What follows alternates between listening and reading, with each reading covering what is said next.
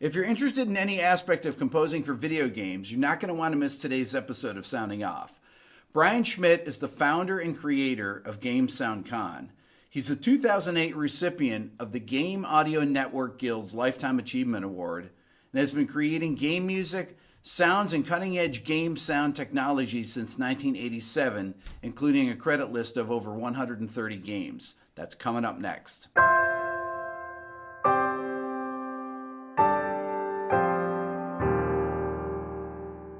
Brian has a conference coming up. First of all, welcome, and would you like to tell us about this? Oh, thank you very much. It's a pleasure to be here. Our conference we have every year. We've been doing this since about 2009. It's called GameSoundCon, and it's for people who are interested in music and sound design for video games, virtual reality. We moved down to LA 4 or 5 years ago and just kind of continue to service composers and sound designers, both those brand new to games who would like to learn more about it, or those who are really experienced and have a lot of games under their belt. So November 7th and 8th, downtown Los Angeles at the Millennium Biltmore, which is where they filmed that Ghostbusters episode. It's a beautiful old hotel built in like the 20s. Can you tell me a bit about how you actually got into this video gaming? Because you got in long before there were even video games. In 1980, I went to college. I was pretty sure I wanted to be a symphonic tuba player for a living, and pretty quickly realized there weren't a whole lot of those jobs around. And as total luck would have it, the school I was attending, Northwestern University outside Chicago, had just gotten a big grant to study computer music and spatial audio hearing, 3D hearing. I talked to the professor who was doing that and discovered music technology and computer music, and that was pretty much it. I was sold that was what I wanted to do.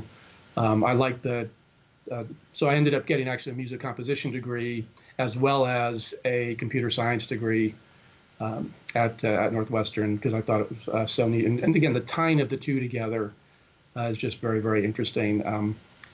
And I was finishing my master's, and it turned out there was a job opening in Chicago that I heard about from a friend of mine through the computer music studio there, doing sound and music and sound programming for pinball machines and arcade games. And I totally love pinball. I've loved pinball my whole life. My mom used to get really mad at me. I'd ride my bike up to the university and spend all my allowance popping quarters into pinball machines when I was a kid. So I was thrilled at the idea of being able to do this.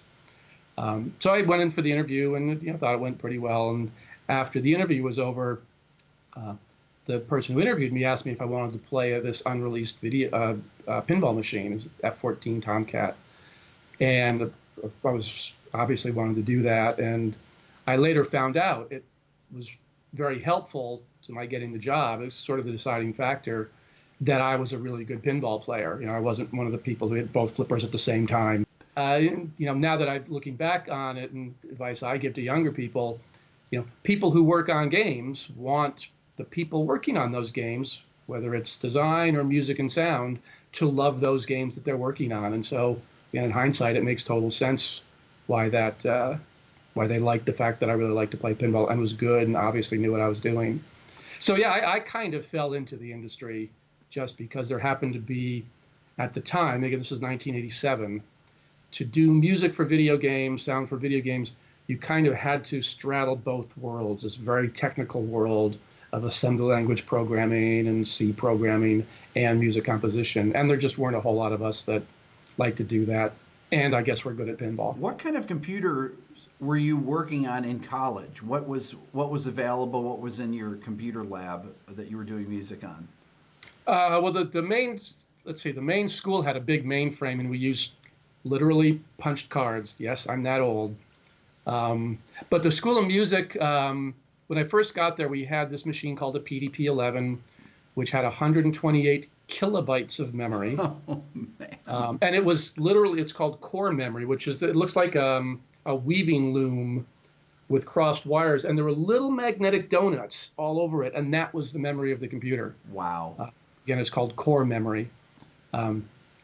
So yeah, we had that. And then, again, we got this great grant to do 3D hearing. And when we upgraded our systems to We were using Sun workstations, which had this brand new fangled 68,000 microprocessor in it, which of course was the processor that ultimately ended up in the Mac. It was in the Macintosh a couple of years later. And I remember we had this 300 megabyte hard drive that I think it was over $100,000 and the size of a washing machine for a 300 megabyte hard drive. And that was the computer we used to use. Wow, that's amazing. You were telling me a bit about the pinball machines and that they had mini synthesizers in them, and they actually were computers. Yes.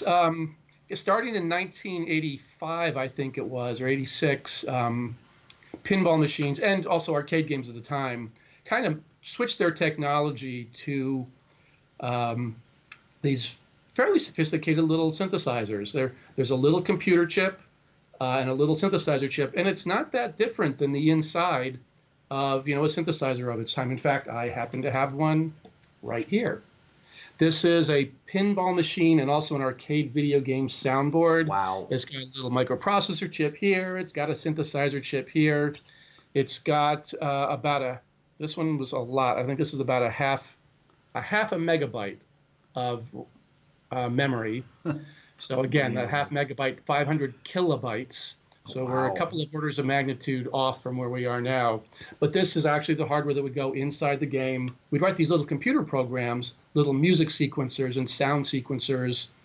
It would read commands in from the game when events happened, like the player appears around the corner, or if you're pinball, the ball hits a bumper, or you make a really cool shot and it's jackpot time. And then we'd fire off little sequences of either musical sequences or sound effects based upon what was going on. And that kind of is the play of video games. Even to this day, game events come in from the game. Our job as composers and sound designers is to map those game events into making something cool sound that lends to further the story or gives you an emotional burst or whatever it is that's appropriate for the game at that time. How much gaming would you do, for example, when you design this pinball, when you actually have the music designed and incorporate into the machine, would you then play the game and see how it worked? Oh yeah, I love playing pinball. So I was like a kid in a candy shop when I was first working there. They have this thing called a whitewood, which is a prototype of the pinball game. It's got all the targets and things on it, but it's not painted or anything. That's why it's called a whitewood. And we'd go into the office of the programmer, and I'd give him some new sounds, and we'd go back and forth, and we'd obviously the game designer had the most input, but when you're working on a game and it's you and the designer and the programmer and the mechanical person, everybody's got input for the rules. And hey, this shot was really hard, or hey, I did this and it was really fun. What if we made a new rule about that? Pinball machines are actually fairly complicated things. They've got lots of rules. They've got, at the time, 25, 30 minutes of music in them. Lots of sound effects, and there was often a very, very complicated interaction between music and sound effects because of some of the things that we could do. But yeah, so we'd play the game, and they'd change the rules, and I'd change the sounds, and lather, rinse, repeat, and So if you're programming a synthesizer, it's really not necessarily it doesn't need the memory to hold all the music because the music is actually being played by the synthesizer, correct? That's correct. And this is one of the things that differentiates modern games from games, in the 80s or 90s. When we had synthesizer chips inside games, whether it was an arcade game or a game console like the Sega Genesis or the Super Nintendo, even the Sony PlayStation and Sega Saturn had a custom audio chip whose job it was to generate music and generate sound effects. And like you said, one of the games that I did had a video game called Crew Ball, had to have about 30, I think it was even 35 minutes of music, and I had literally 32 kilobytes of memory I could use for that music for that game. And so we would, it's kind of like a MIDI format. It's not MIDI. MIDI actually is not that efficient in terms of space, but it was conceptually is very much like MIDI. It's a list of note commands. And actually, that's how we used to enter them in. The way I would compose music is I would just get out music paper and a pencil, and I'd compose my music sort of at my desk. And then when I had what I thought, was a finished piece, I'd, roll around, bring up a text editor and just kind of, type, looking at my score, note by note by note by note. And then we sort of mush that note list and translate it into little ones and zeros. The computer could understand that, there's a C above middle C, do an eighth note with a little bit of a rest after it, and do a little pitch sweep up at the beginning of the note because you're doing a guitar run and you want to emulate the bending of a string, or those sorts of things. We'd enter in all these little details. And that allowed us to get a lot of music into a very, very little amount of space. When the game consoles came out, and you said that they still would have a synthesizer chip, were those custom made for them, or were you using, for example, things from Yamaha synthesizers at the time, or whatever synthesizers were out there? Would you actually use the chips, or were they specifically designed for the companies? That's a great question. It's a combination of both. The first Yamaha chip that we were using was called the Yamaha 2151, which was the identical technology that was in the Yamaha DX9 synthesizer. Okay. So again, that pinball soundboard is very much like a DX9. Yeah. The board I actually held up has a different chip. It's actually got a chip called a BSMT 2000, and the BS is actually me, Brian Schmidt. That's a sample playback chip I designed specifically for arcade games. Wow. So in that case, this chip was designed specifically for the game. The Super Nintendo and the Sony PlayStation, those had chips that were designed, but they were designed for spec designed on spec for Nintendo. So they knew what they wanted. They went to an outside chip company to make it custom for them.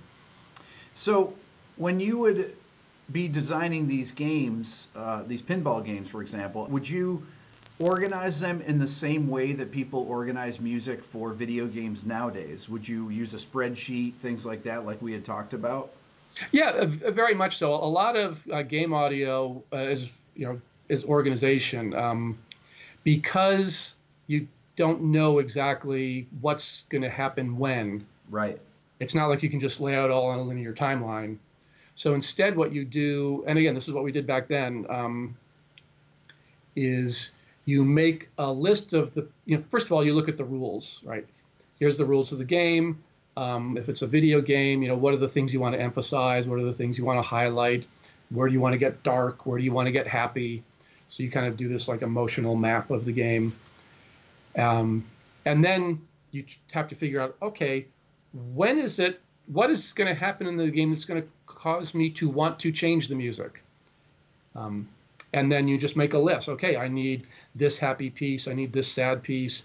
I need this piece, but I need to be able to stick a knob on that piece to make it gradually get more and more and more intense, or gradually get less and less and less urgent sounding based upon maybe where they're walking in the room.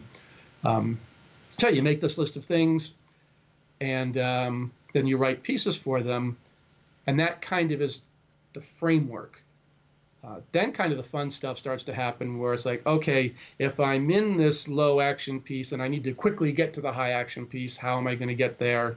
Am I going to branch? Am I going to layer? Am I going to have a little two-measure transition I play? And let me make sure when I do that transition, I don't do it jarring on the beat. Maybe I'll do it on a measure boundary or a half note boundary or something like that, and kind of work this figure out how to put the jigsaw puzzle of all these different musical pieces together. In current video game design, music design, sound design, is it easier if you use similar tempos so that when you're overlaying or transitioning to music, there is, I notice some games will have a lot of drums, for example, in games today that you hear. And it seems like they'll have a lot of similar tempos so that you don't notice those transitions between when you're layering different sounds or different music on top of one another. Is that something that they do? That's definitely a technique that they use. It makes it, likewise, one of the challenges of game audio is to not always be in D the whole time. Right. Because you do want harmonic movement, but if you're in D, then stuff can, you can transition fairly easily. There was a game called Monkey Island 2 that basically, said, we don't want to have to worry about that. We're not going to have to worry about tempo or key, because we're going to make little transitions from every piece to every other piece. I think there were 162 different transition pieces they made. Wow.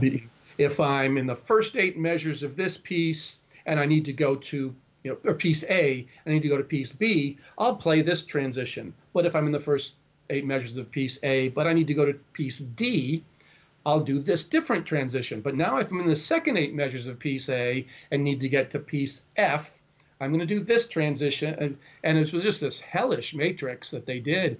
And It was implemented, and it was beautiful. And nobody noticed it at all. Of course. Because they did such a great job. It just felt smooth. And Michael Land, who was one of the people, composers on that game, he's like, yeah, we're never going to do that again. It was just so much work, such a giant matrix of spreadsheets and transitions, but it just fit beautifully well. So in reality, we kind of take some of these little shortcuts sometimes. And sometimes if you can get away with the tempo being similar, or you layer a piece on top that kind of doubles the tempo, Sure. or you keep the basic beat there, but you add something to percussion that makes it feel like it's faster, even though it's the same tempo, or you go into 16th note runs in the strings where you didn't have those before, but you just kind of sneak them in now. That's the sorts of things we do. And actually, that's one of the things that I sort of lament about the old days. Mm-hmm. Because in the old days, when we were doing things on synthesizer chips, and I did this all the time in pinball, because let's say you're playing the game and you have only so much time to make a shot. You got to make it in the next 15 to 20 seconds. Right. Well, you do, and then when there's only 5 seconds left, you get faster and faster, and you transpose up and up and up. Well, with sequences, the synthesizers, I just crank up the tempo gradually, Sure. and I start transposing up little by little. And I can do that. Obviously, if I go today and I record a symphony, an orchestra, I can't make it go arbitrarily faster or make it rise the pitch anymore. So that's something we sort of lost, is that kind of interactivity that we used to be able to do. Can you talk about the transition then from gaming with CD-ROM and then to DVD? Yeah, there were a couple different changes that came into play here. Some of it's technology, some of it's just the industry in general. But with the Sony PlayStation, which was 1995, that was the first time that games actually did not ship on little ROM chips like I showed you, Mm-hmm. but they would actually ship on compact disc. And as musicians, we all went, hallelujah, we know how to make music for compact discs. Right. We go into a studio, we record it, and we put it on the disc. And we were like, yay. The problem is that compact discs actually don't hold all that much. It's only about 650 megabytes. And so pretty quickly, game developers realized, too, wow, we can put lots of cool art on this disc. So although some games did really great Redbook audio for PlayStation games, a lot of games still use synthesizer chips. The big turning point was PlayStation 2, 2000, and the original Xbox in 2001. The games shipped on DVDs, and it's actually kind of special version of DVD. Instead of is it double-sided? Is that why it's a special version? It's double-sided, double-layered. 7 gigs or so, something like that? Yeah, exactly. Yes, the original Xbox, I think it was 7.2 gigabytes, and PlayStation was about the same. So I believe it was double-layered, not double-sided, but it's the same idea. That's a massively big difference, though. Oh, that's an order of magnitude more. And all of a sudden, even the most prolific game designers had trouble filling up 7.2 gigabytes worth of stuff. And that's really the turning point. That's when you could stick 150 minutes of, now we would still compress it, compress it, of essentially studio quality music, ship it with the game as is. The Halo, original Halo, they used the Chicago Symphonia to record much of the score and the famous, chanting that was going on. You could not do that with a little synthesizer chip. That just is not right. feasible. So that was the turning point. So, and with that turning point came, I had mentioned before that, I had this unique little skill set crossing computer science and music, and that let me, I was able to do a whole lot of games, in the 80s and 90s. As the technology changed and we moved to DVD and now Blu-ray or downloads, of course, all of a sudden you didn't necessarily need that skill set to be a video game composer. More important was great composition and great production chops. And so that was really the turning point for, certainly for composers in game audio. When you first started, how would they budget out music compared to the development of a game? What was the proportion, in a percentage of, if you had X amount of budget, the music, was it 5% of the budget went to the music? How would they figure that out? I'd say probably 5% is not too, 3 to 5% is not too unreasonable, and that would be for the entire sound package. Okay. So if I was doing a game from the, for the Sega Genesis, that would be for the whole sound package anywhere from, $15,000 to $45,000 or something like that. And figure that the team building that game was probably a team of around 8 to 12 people working for a year on that game, and then they'd ship it and they'd go on to the next one. Oh, and when the video games became massively big business, and then the budgets went through the roof with some of these games, isn't that correct? Yeah, well, again, the expectations rise too, right? When we moved to DVD, the original Xbox had digital surround sound. There was not surround sound in video gaming in the living room before the original Xbox. And, people expect more. And yes, it costs more money to hire a great composer and go fly to Abbey Road and record a 66-piece orchestra and a 35 or 40-piece choir, and also more music. Again, back in the day, it was usually 30 to 40 minutes of music in a game. Paul Lipson, who's at Formosa now, I think just finished a game that had 300 minutes of music. Yeah, games are actually quite a bit bigger than movies in a lot of ways, right? The number of lines of dialogue is 10 to 100 times more lines of dialogue. It's, a modern video game might have 80,000 lines of dialogue for some of these games. Wow. And so the scope is very big. You get very good at Excel. Why did people start wanting to use orchestras and things like that? Was it simply that because you could? Or it's an aesthetic thing? There are things you can do. An orchestra is a wonderful instrument that just can bring you emotionally to places that I don't want to be generous and say you can't. It's certainly you can manipulate people's emotions with an orchestra in a very deep, visceral, meaningful way. When you have 66 or 80 lifetime trained musicians pouring their soul into the music, you get something that you don't get when I turn around here. And even with the very best sample instruments that we have now, and again, back when DVDs were starting, we didn't have Cinesamples and Spitfire strings and these things. So I think it's because we could, and because the aesthetics of the game, changed. Games became more cinematic. They became deeper. They became much more story driven. A lot of times, the games in the earlier games, while they still had stories, they didn't have these deep stories, or there were a lot of puzzle type games, or think even Centipede and Defender. Those are not deep stories. They're right. Awesome, fun games, but they're not these deep stories, and so they didn't need these deep musical scores to go with them. Can you talk about some musical terms that people use in video gaming that people that are watching this might not be aware of? I mean, I'm not aware of a lot of this. So what are terms that people use that you would normally use in music? Oh, terms that we would normally use in music. That you'll call things, like you say stingers, for example. Oh, okay. Oh, right. Things okay. like that. Yeah. Well, I kind of say that we're in game audio. We're kind of like film in the 20s, where we're still kind of figuring out our vocabulary and still figuring out what the heck do we need to do and what works and what's awesome and what's looked like it was going to be a good idea but was a really bad idea. So some of the terms are Obviously, interactive music is sort of the most basic. That's just the general notion that music is an inherently linear process. It starts at point A, over time it goes to point B, and and that's it. It's a linear thing.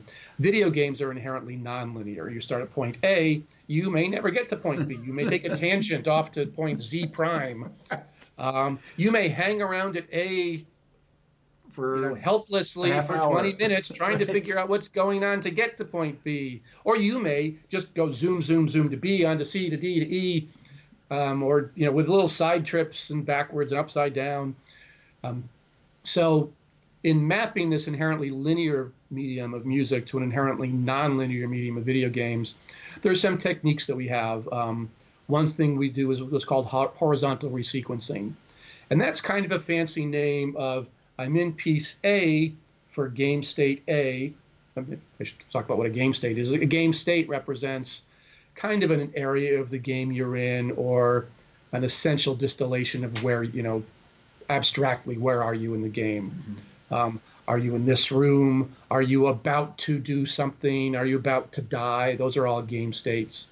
And so you very often will create pieces of music to map to those different game states.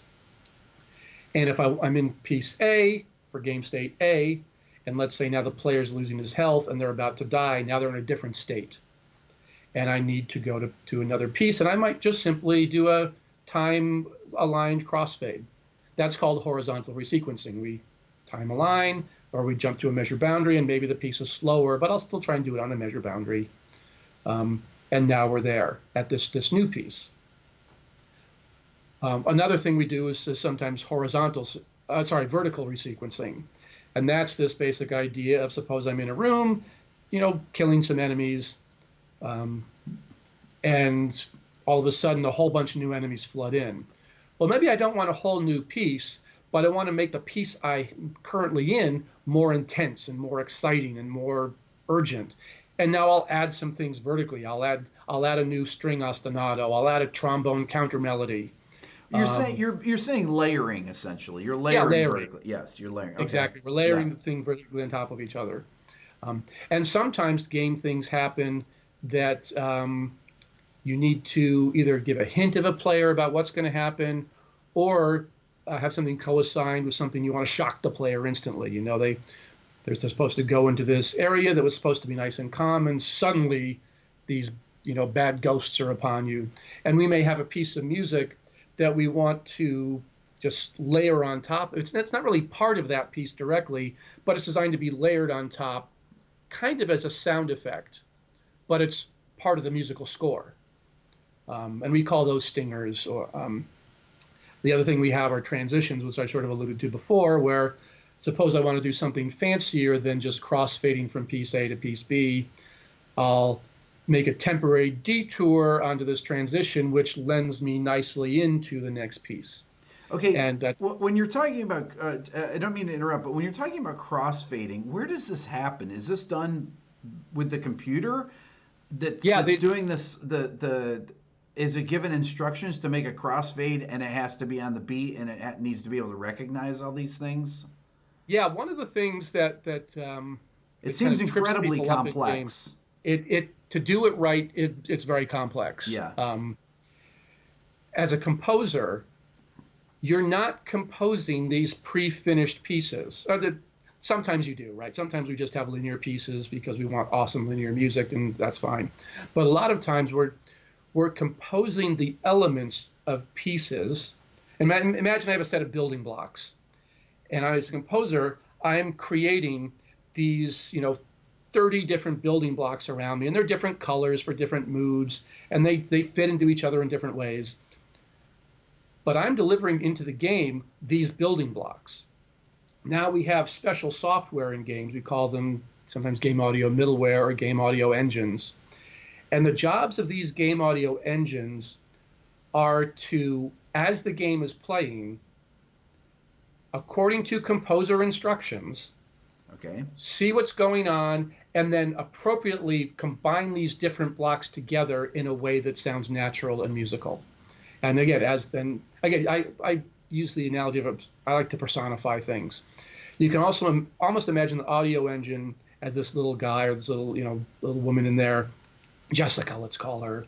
Jessica's in the game, and she has access in front of her all of these musical building blocks, and also all the sound design building blocks and ambience building blocks and dialogue blocks. And she's just watching the game, and she's monitoring what the player is doing.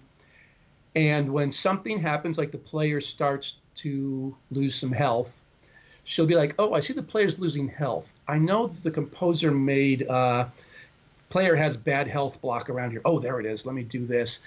Oh, right. And the composer also said, if I'm going to get to that, I need this little transition block. Let me do that. Got that all queued up. Oh, good. Yeah, okay. The player just lost some health. Okay, let me cue up this little block, transition into this. Ah, okay. Now I'm in the right music. And Jessica is just always in there watching the game, watching what's going on, and doing these things in response. Kind of like the old, a movie theater organist, except that the projectionist is, playing a trick on the organist and has randomized or, changed the cut of the film. I was actually talking about that yesterday. I did a live stream and I was talking about my parents were old enough. They were born. My dad was born before 1920. My mom was born in the mid-20s, and my mom talks about going to silent movies, and there was an organist there, and the organist basically not only did they add all the drama to the movie, they were the live film scoring, but they also covered the sound of the projector. That was another. Right. There was a utilitarian aspect to it. When you're delivering clips to be used in the game, segments, let's say, what is the typical length of a piece of music? And do they have to start right on the beat, so that, I'm trying to understand how the computer knows how to crossfade these pieces together. It just seems so mind-boggling. Yeah, that's a great question, and the answer is yes. The better answer is there's lots of different ways to do it, and we're still figuring this all out. The length, how long are these clips? That's a debate that we have in game audio all the time, because obviously the shorter your clips, the more the more the music can follow the action of the game. Mm-hmm. The longer the clips, the more intent you're able to impose on the music and put into the music. And a pre-composed 16 measure thing is going to sound better generally than even the best 2-measure building blocks. We don't Mozart musical dice game the entire game. Right. It's not uncommon for a game to have 3 or 4 minutes where it's just a linear piece, or it's a piece where when we do this, actually fairly commonly, we'll have an introduction of 8 measures.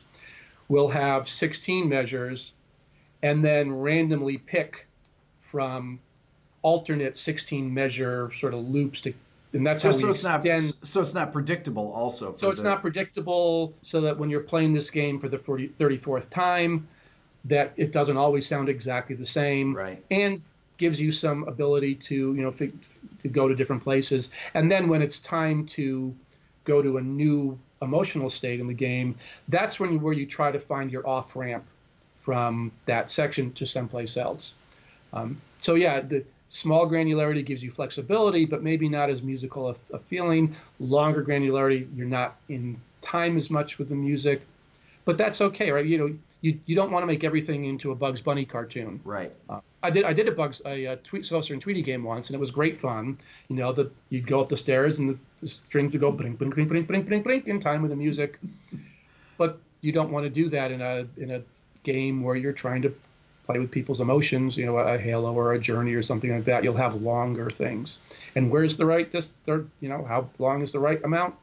There are times where you don't want to, have wall-to-wall score, right? Marty O'Donnell talks about his kill switch. No matter how good you think the music is, if a player's stuck in the same room and they're just kind of an idiot and they can't get out of this room, after about 5 or 6 minutes, the Halo series just kind of gently fades the music out, and it goes away forever until the person finally gets through that scene. We don't need to bombard the person with music And it took film a while to learn this, right? When film music was first started, people felt like they had the wall-to-wall score, a lot of those old movies, Yeah. and people pretty quickly realized, well, we don't need wall-to-wall score. There's times where you let other aspects of the experience take over. But what do you need? How do you get involved in this? Oh, that's boy, lots of different answers to that one. Certainly on the mechanical level, you need to be able to have set up with a DAW and whatnot. One thing I do recommend if you're into games, you should become fluent in PC. Generally, game developers develop on PCs. Not all of them, but most of them do. Most of the game development tools are mostly for PC. So even if you just get a PC for the sole purpose of being able to play a early version of the game that they send you, that's worthwhile. Pure production aspect, you want to be, you want to play some games and see what they're doing. There's a lot of interesting tutorials online. Frankly, this is exactly why I created GameSoundCon. When I was at Microsoft, I spent a lot of time flying around helping composers and sound designers figure out how to use the Xbox to make music and sound for their games. And again, this was when the DVD hit. We were suddenly starting to get a lot of people with maybe experience in film and TV, but not in games, start doing games, and they were all tripping over these same things. They, well, how many cues do you need? Well, we don't measure it like that because we need sort of these blocks, and there are these customized, specialized audio tools to put sound into a game. It's not just mapping linear music to linear media. Because I was seeing all of these composers and sound designers hit these same issues, when I left Microsoft, it occurred to me, wow, I bet it would be really useful to have a place where we could kind of have a 2-day feed you with a fire hose kind of thing.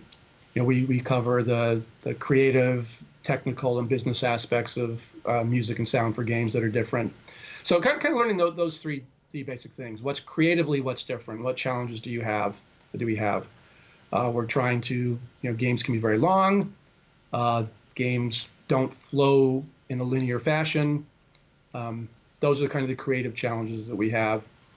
And there are specialized game audio tools now that a lot of companies, not all of them, but a lot of them use. One is called WISE, WWISE. One is called FMod Studio. One is called Elias. One is called CRIware, ADX2. And there are some others, but WISE and FMod. What do these do? They're kind of Jessica that I was talking about earlier. So their job is they actually come in two pieces.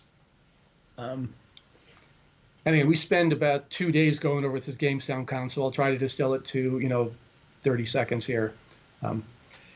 We talked about all these building blocks that you would make, and for the most part, you make these building blocks in Pro Tools or Digital Performer or Sonar, whatever you happen to use, and you might export stems instead of a finished mix. Well, what these tools do is they take these building blocks as input, and then they allow you as the composer or sound designer to specify, okay, how should these be recombined? How should these be horizontally sequenced or vertically sequenced? How should I specify, let's say we're talking about sound design for a second. When the player goes from outdoors into the giant cave, how do I specify that now I need reverb on all my sound effects and what parameters it should have? How do I tie those game events, those things that are going on, Jessica's watching, to knobs that we're used to having on a mixing console, faders and sliders and pan pots and things like that. So in a sense, it's that these tools that let you take your building blocks and specify what the game should do with them in response to certain game actions. Again, the simple one being, when the player, when the flood of enemies comes hoarding, let's not be so violent. When all of the happy puppies come over the hill to make you very happy, you're going to change the music and have some sound effects. And what these tools do is they let you say, okay, well, my happy puppy music is building blocks A prime and B prime. And now whatever you're in, I want you to wait until, let's see, A measure boundary, I'll decide as composer. No, measure boundary wasn't good enough. Let's make it a half beat, or sorry, a half note boundary. Start crossfading in, use an exponential curve over 1.2 seconds as the puppies are coming over the hill. And now I've got my puppy music. Oh, and by the way, if that special, bright brown, big brown-eyed puppy with a big head is in front, which happens occasionally, then I have this little extra melody I want you to also add on top. And so these tools let you specify those instructions about how these different wave files you create these building blocks you have need to be assembled together based upon what's going on in the game. And that's where a lot of the kind of fun creativity comes in. Sometimes there's a role that we have, you're asking about terms, called a technical sound designer or a technical composer. And a technical composer might be a person who, let's say, works with a traditional composer, helps him decide, well, how big should these building blocks be? How many measures? How many layers? How many transitions do we need? And okay, I'll take these, I'll put these into this game audio tool, and now I'll do the hooking up of the figuring out, how to go from A to B to C based upon what's going on. At some point, that has to happen. In a game, something has to decide when it's time to play a sound and with what parameters, what volume to play it, what pitch to play it, and so on. These tools make that easy. These tools didn't exist when I started doing games. These tools make it easier.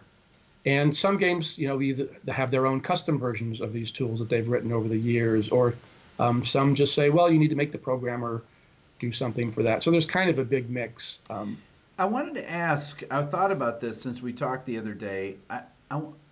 When you're actually putting together all the sound design and all the music for the game, can you actually connect it with the game and play it and see how it works? Yeah, and we go over this at GameSoundCon as well. There are things called the build of a game. Mm-hmm. Every day or ongoing, a programmer will make a build of a game. And so I do some new music, I give it, I put it in this tool, I tell the programmer, I've got this new music, it's hooked up to these things, you need to do this when this happens and this when this happens. The programmer will make some code changes. He'll push a button that goes build, and a big meat grinder happens, and out pops a video game. And then they can put this on Dropbox or FTP, and you can at home play the game and see the result of your changes. Now, what's happened relatively recently, although we actually did this at Microsoft back in 2002 with the Xbox, and now the last few years, these other tools are able to do it as well, where you can actually, on one computer, be running the game.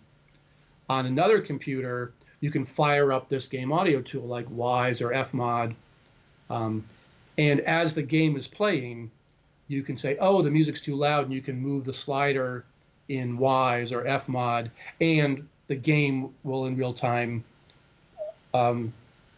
reflect those updates that you've made. So it's actually like writing faders on an SSL or on your DAW, essentially, right? Exactly. Now, one of the challenges is that you can do a lot of things with that, and it's very, very powerful, but it's still not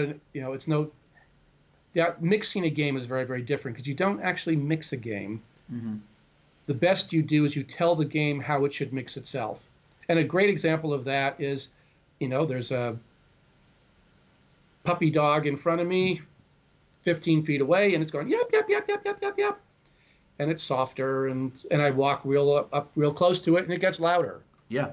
Well, if I never walk up to it, it's never going to get louder. If I walk away from it, it'll get softer. If I turn my head, it'll go over to the left. So these are things you would normally do in the mixing stage.